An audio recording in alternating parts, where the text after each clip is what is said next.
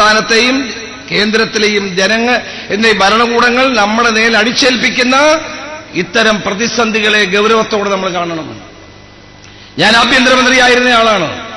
അനാവശ്യമായി ഒരാളുടെ പേരിലും UAPA നിയമം ഞാൻ ആ കാലഘട്ടത്തിൽ ചുമത്തിയിട്ടില്ല. ഞാൻ അത്ഭുതപ്പെടുന്നു, എങ്ങനെ കേരളത്തിൽ പിണറായി വിജയന്റെ സർക്കാരിന് UAPA നിയമങ്ങൾ ചുമത്താൻ കഴിയും? കേരളത്തിൽ ആദ്യമായി UAPA നിയമം ചുമത്തിയത് കോടിയേരി ബാലകൃഷ്ണൻ ആഭ്യന്തരമന്ത്രിയായിരുന്നപ്പോഴാണ്. ഇന്നിവിടെ എന്താ നടക്കുന്നത്? എല്ലാ കരി നിയമങ്ങളും അടിച്ചേൽപ്പിക്കുന്നു. ഒരാൾ പ്രസംഗിച്ചാൽ അയാളുടെ പേരിൽ UAPA, ഒരാൾ പുസ്തകം എഴുതിയാൽ അയാളുടെ പേരിൽ UAPA, ഒരാൾക്ക് താമസിക്കാൻ വീടെടുത്തു കൊടുത്താൽ അയാളുടെ പേരിൽ UAPA. മതപണ്ഡിതന്മാർ പ്രസംഗിച്ചാൽ അവരുടെ പേരിൽ UAPA നിയമം ചുമത്തണമെന്ന് എവിടെയാണ് പറഞ്ഞിട്ടുള്ളത്? എന്തു പറ്റി ഈ ഭരണകൂടത്തിന്? 7 മാസം മുമ്പ് വരെ ഞാനും മുനീറുമൊക്കെ മന്ത്രിമാരായിരുന്നു. അന്നുണ്ടായിരുന്ന അതേ ഭരണ സംവിധാനമാണ് ഇപ്പോഴും കേരളത്തിലുള്ളത്. അതേ പോലീസാണ്.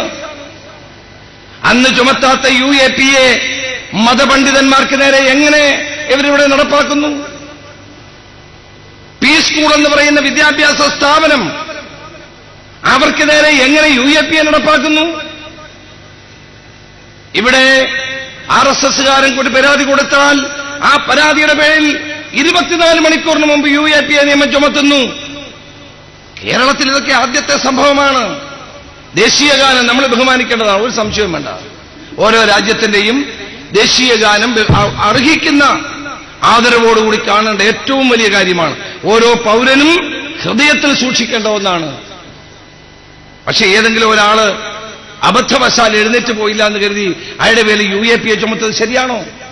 ചെയ്യുന്ന കുറ്റത്തിന് ആനുപാതികമായ ശിക്ഷ കൊടുക്കണം. അതാണ് ചെയ്യുന്നത്. ഞാൻ ആഭ്യന്തരമന്ത്രിയായിരുന്ന സമയത്ത് മാവോയിസ്റ്റ് ലഘുലേഖ വിതരണം ചെയ്ത ചില ആളുകൾ ഉണ്ടായിരുന്നു. പക്ഷെ അവരുടെ പേരിൽ ആരും നമ്മൾ UAPA നിയമം ചുമത്താൻ പറഞ്ഞില്ല. അവർക്ക് അർഹിക്കുന്ന ആനുപാതികമായ ശിക്ഷ മാത്രമാണ് കൊടുത്തിട്ടുള്ളത്.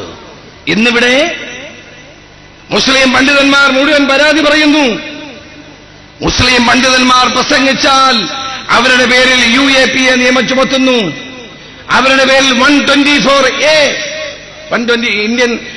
ഇന്ത്യൻ പീനൽ കോഡിലെ 124A എന്ന് പറഞ്ഞാൽ രാജ്യദ്രോഹത്തിനുള്ള കുറ്റമാണ്. 153A എന്ന് പറഞ്ഞാൽ മതവൈര്യം വളർത്തുന്ന പ്രസംഗങ്ങളും പ്രവർത്തനങ്ങളുമാണ്.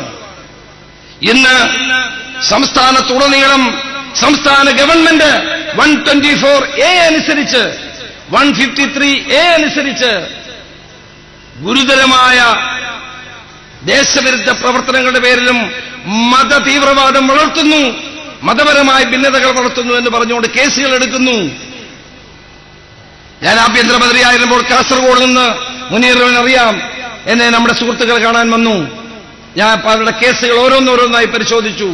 ഒരു കാര്യവുമില്ലാതെ പോലീസ് പലപ്പോഴും 153A ചുമത്താറുണ്ട്. മുഴുവൻ നമ്മൾ മാറ്റാൻ പറഞ്ഞു. ഞാൻ ആഭ്യന്തരമന്ത്രിയായിരുന്ന 2.5 വർഷം കാസർഗോഡ് ചെറിയ കരിയില പോലും അനങ്ങിയില്ല. നിയമങ്ങൾ പ്രയോഗിക്കുന്നതിലല്ല, നിയമങ്ങൾ മറ്റുള്ളവർക്ക് തെറ്റായ കാര്യങ്ങൾ ചെയ്യാതിരിക്കാനുള്ള ഡിറ്ററന്റ് ആയിട്ടാണ് മാറേണ്ടത്. അവരെ അതിൽ നിന്ന് വിലക്കുകയാണ് വേണ്ടത്. അതിനാണ് നിയമങ്ങൾ. ഇന്ന് മുസ്ലിം മതപണ്ഡിതന്മാർക്ക് നേരെ 153A ചുമത്തുന്നു, 124A ചുമത്തുന്നു. UAPA നിയമത്തിന്റെ സെക്ഷൻ 15, 16 എന്നിവ ചുമത്താനുള്ള നടപടികൾ ഉണ്ടാകുന്നത് അങ്ങേയറ്റം ഗൗരവതരമായ ഒരു കാര്യമാണ്. നരേന്ദ്രമോദി ചെയ്യുന്ന കാര്യങ്ങൾ കേരളത്തിൽ ചെയ്യുന്നത് തെറ്റാണ്, അതുണ്ടാകാൻ പാടില്ലാത്തതാണ്. എത്ര RSSകാർ പ്രസംഗിക്കുന്നു, അവരുടെ പേരിൽ ആരും എടുക്കുന്നില്ലോ എന്ന നടപടി. എത്ര BJPക്കാർ പ്രസംഗിക്കുന്നു, മതവൈര്യം വളർത്തുന്ന പ്രസ്താവനകൾ നടത്തുന്നു. എന്തുകൊണ്ട് 153A എടുക്കുന്നില്ല? എന്തുകൊണ്ട് 124A അവരുടെ പേരിൽ ചുമത്തുന്നില്ല? അപ്പോൾ UAPA നിയമങ്ങളും ഇത്തരം കരി നിയമങ്ങളും നടപ്പാക്കുന്നത് ഗൗരവതരമായ ഒരു പ്രശ്നം കൂടിയാണ്. ഞാൻ എന്റെ വാക്ക് നിർത്തുന്നു. കേരളം ഒരു മതേതര സംസ്ഥാനമാണ്. ഇന്ത്യ ഒരു മതേതര രാജ്യമാണ്. എല്ലാ മതങ്ങൾക്കും ഒരുപോലെ വളരാനും വികസിക്കാനും ഉള്ള അവകാശമുള്ള രാജ്യമാണ്.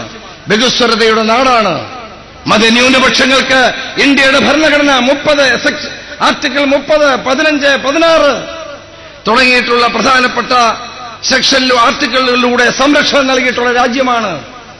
മറ്റുള്ളവരെ പോലെ വളരാനും വികസിക്കാനും സാമൂഹ്യമായ നീതി ഉറപ്പുവരുത്താനും ഇന്ത്യൻ ഭരണഘടന നൽകിയിട്ടുള്ള അധികാര അവകാശങ്ങൾ മതന്യൂനപക്ഷങ്ങൾക്ക് ലഭിക്കുന്നുണ്ട്.